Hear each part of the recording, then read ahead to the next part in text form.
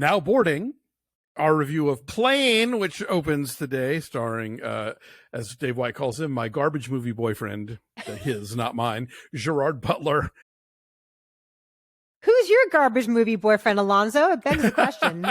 I'm not sure that I have one, but I'll get back to you on that one. Yes.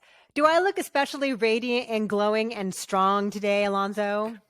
This seems like a trick question, but I'll say yes.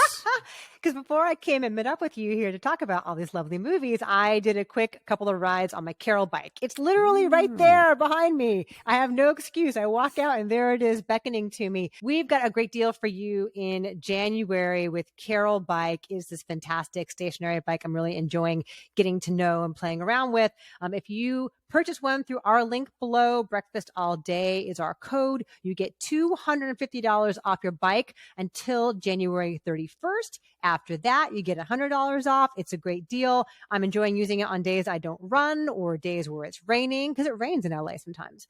And it's just been a lot of fun. So go check them out at Carol Bike. Yes, safer to be on a Carol Bike than to be on a plane with Gerard Butler. I've always said so. Listen, keep everybody in their seats. No exceptions, all right?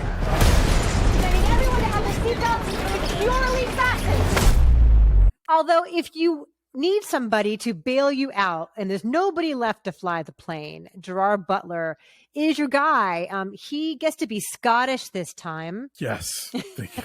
Mercifully.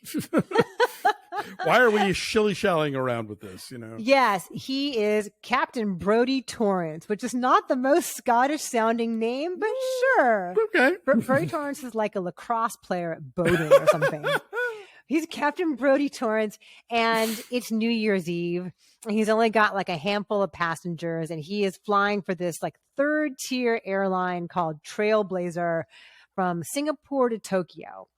And there's a storm out there, but he's being ordered to fly through it anyway, to not waste fuel and to get to his destination on time. Among the passengers is Mike Colter as a fugitive from justice. He is accused of murder and he has been hiding out for the last 15 years. They find him in Bali. So he gets to sit at the back of the plane with the marshal, the U.S. marshal who has found him.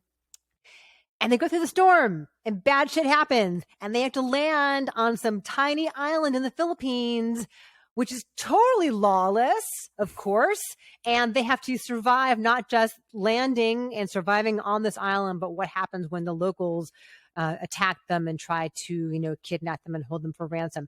This movie knows exactly what it is and what it needs to do. There's almost a nobility in the purity of this film. I mean, the effects look like crap. It looks like something Ed Wood made during the actual plane. It's almost like someone like dangled a toy plane and then like threw water at it. Oh, there's some moments where you're like, you can see the CG seams of everything. Like, I think saying that it's done with CG. Plane? I don't even know. Saying that it's done with CG, I think is really generous because I'm not sure that was the case. I think practical is beyond what they could handle. I think they had like an Amiga or something, like several generations ago computer to like come up with this thing. So Gerard Butler and Mike Colter have to team up. Spoiler, Mike Colter actually helps. Yes. But a lot of this movie is just, watching him in a tank top, be all muscular and sweaty and hunky as he and Gerard Butler try to not only save the passengers, keep them safe, but also fight off this army of essentially nameless people who are just bad guys. Yeah, this movie does not have any time for your character development for the heroes or the villains. We're just like, they're going to a place and action defines character, and that's kind of it. Like I made a joke on Twitter that it feels like the R-rated director's cut of like a 1978 CBS Wednesday night movie, because it's just so like, it is completely by the numbers, and you've got like Tony Goldwyn as the airline fixer guy, like, barking out orders in a command center in New York. Perfect.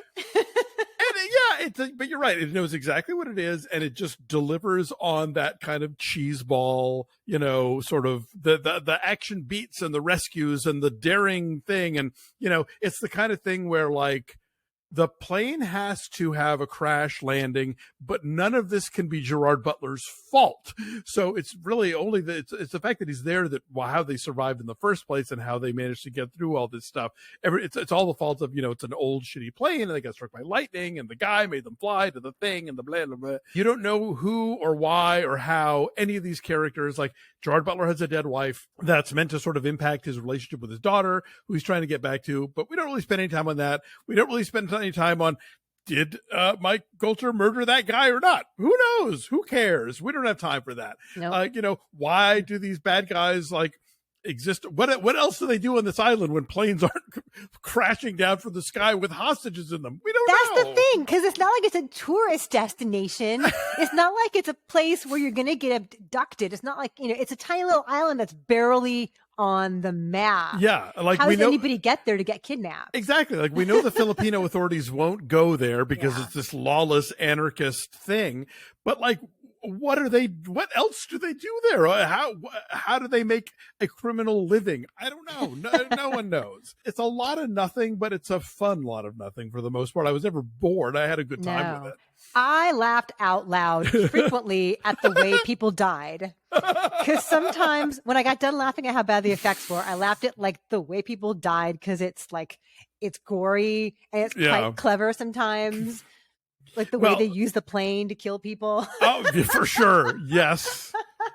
And also we do get one rescue team shows up and it's 4 guys, but the mercenaries. But they're all crack shots. So they take out a lot of anarchist bad guys. It's directed by Jean-Francois Richet, a French director who, did a movie that you liked recently. Yeah, he did Bloodfather in 2016, I think, which is, again, like I say, if Mel Gibson insists on making movies, I would much rather he do hard R, gritty action movies like Bloodfather than, PG-friendly family fare like Daddy's Home 2. Bloodfather is actually fun. I had a good time with that. He did the Mizreen movies. With Vincent Cassel.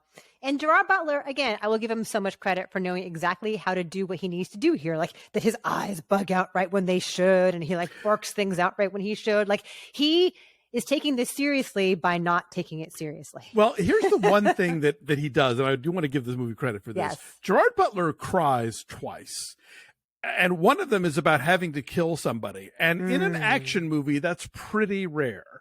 Usually it's oh, well, it was him or me. What are you going to do? He's actually upset with the first time he has to kill somebody. I'm okay, movie. That's something I don't see a lot. So, points for that. So what is your number on Plane? I give it a 5.9. You could totally just watch it drunk on cable sometime. But if you're in the mood for just some nonsense in the theater, why not? I said 6.5 because it's not good, but it's effective and I had fun. Yeah, I'll give you that.